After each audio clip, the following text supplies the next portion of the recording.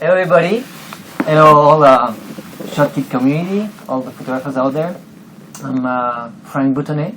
I'm a French photographer. I live in Lyon, southeast of France, and I have been a photographer for 15 years now. I do wedding photography and also documentary photography. I have an agency called Collective Item. I have created this like almost 15 years ago. It's gonna be the 15th anniversary next year. So I'm gonna talk about wedding tips. Okay. So tip number 1: keep it simple. Okay. Wedding day is crazy. It's like hectic. So many things happening. Like everybody is kind of stressed out because of what's happening in front, and you have like so many difficult technical conditions with the lighting and all these things. So it can be really easy to be overwhelmed really quickly and to feel the pressure of the day. So one of the ways to get rid of it is just keep everything simple. Okay, the way you talk to people, the way you move, the way you photograph things.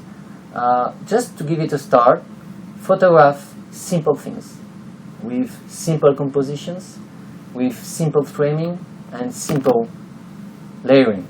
Okay, and from every situation throughout the day, just start by simple things.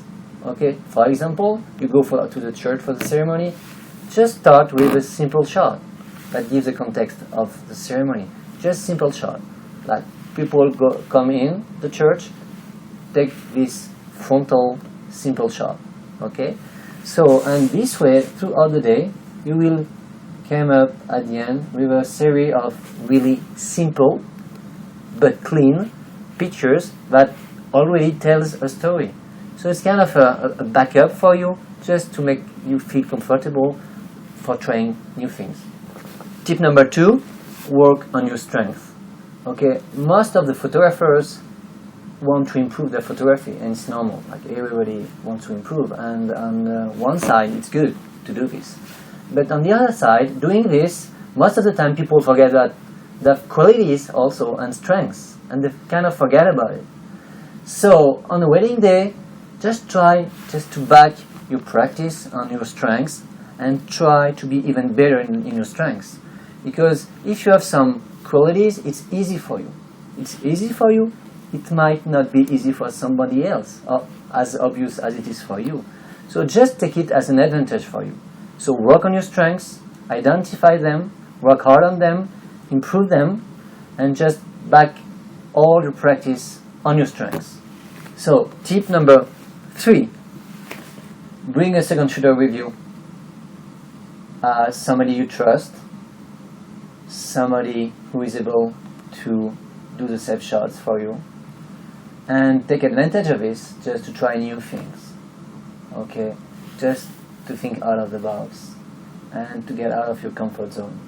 Okay, I have been shooting a lot of weddings alone, and I have for the last couple of years I've tried to shoot systematically with a second shooter now, and it gave me so much freedom. So this is really a useful tip, because this way you will be able to find new ways of photographing, and you will be more creative. It's really something that I just understood like not too many years ago. And the other thing is like bringing a second shooter with you. You need to respect this person, obviously, because I know in some countries the second shooter is really somebody like you don't have any kind of respect for him or her, and you don't even give him or her the right to use the pictures. I heard of it in England. It sounds crazy, but yeah. So if people come with me, they can do whatever they want with the pictures. They're just like, we're equals, okay? And like this year, maybe half of my good pictures, they came from my second shooter's ideas, because they were really happy to be here. They were really happy me invited them to come along with me. So they were willing to bring me stuff, and they were my eyes on this day. I am my couple's eyes on the wedding day, and my second shooter is my eyes also. So we have 2 pairs of eyes for this day, and it's wonderful because it brings out new ideas. And I tell you, half of my good pictures this year came out from the imagination of my second shooter, because he really wanted to please me. So he was looking for things, angles, and I didn't have any ego problem, things like, oh, it's cool, I didn't see it. Okay, cool, and your pictures? Oh, cool, okay, can I try it? I was asking you, can I? And get things. So, bring the second shooter with you. Tip number 4, play with your pictures at the post-production. Okay, pictures, it's just material. Okay, they are just pixels today. So play with it. They're playing with it. If you need to crop a picture, it's not a problem. Okay, horizontal portrait, landscape pictures, just make a portrait of it. It's not a problem. Play on the contrast, play on the saturation, whatever. Just be creative. Okay, they're doing things. And looking at pictures, raw pictures, for me, it's exactly the same process as when I'm looking at like a room or a situation with people, normal light and all these things. When I look at this, I see it in my own way. I see the potential of it.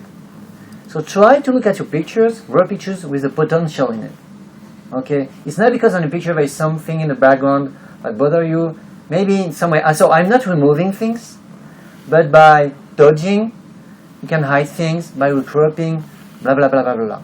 So play with your pictures. Have pleasure in playing with your pictures as much as you have pleasure in taking pictures of a situation and taking the full advantage of it and to work the full potential of your pictures. So play with it. Play. Tip number 5, go as many workshops and conferences as possible. Be really picky about the lineup because you have so many things right now. Just look carefully about the program, and if you can afford it, okay, go. For example, me, I really started as a full-time wedding photographer in 2005, almost 11 years ago. And at this time, there was not that much of workshops, of conferences. But at least once a year, I had some, I spent some money just to develop my business and my creativity. It was this way, like, let's say you are a photographer and you need a camera. Imagine your camera breaks. There's no other choice. You need to get one. Whatever your situation, you will manage to get one camera because you just need it. As much as you need a camera as a photographer, you need to train yourself. You need to attend workshops and conferences. Because right now you have so many incredible things. You can just boost your practice. And in like 1 year, you can gain years of practice because some people, some great photographers are willing to share. So really, I would have loved to have this like 10 years ago. And I'm pretty amazed by all these things and all these incredible people who share everything. It's not really a European culture thing. Like I keep fighting with friends with friends in France about this because they want to be competitive like any other place on the planet, and they say, okay, I don't want to train my competitors, and I say it's not the way I see things, and I love the American way of seeing these things actually, because you see like Chris Mann or Truman, they're not American, but it's more I think English or something cultural. Just share everything. You can ask any question. And the first time I attended a conference with the Chris Mann, people were asking whatever, how much do you charge? What do you? Oh, no problem. Oh, nothing to hide. And still, here they are. They are still the Chris Mann.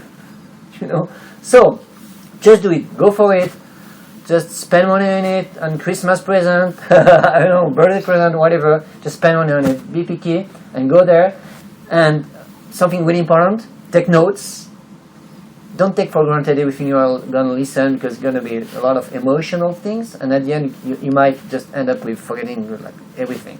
So take notes and try to apply few things at a time, but apply it really quickly in your practice. So last tip now, pleasure.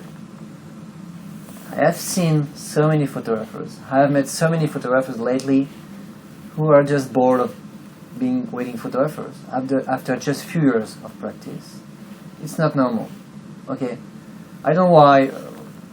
Whatever the reason, at one point they forget just to be like kids and to have fun. I really believe that creativity has a lot to do with having fun. Like kids. When you look at kids, I have a daughter, she's 6 years old. All the kids all over the planet, they're creative. Any place, whatever the tools they have, the toys they have, with nothing they can create, and they have fun in doing this. And they have fun, but this is serious for them, And we tend to, I think, forget about it.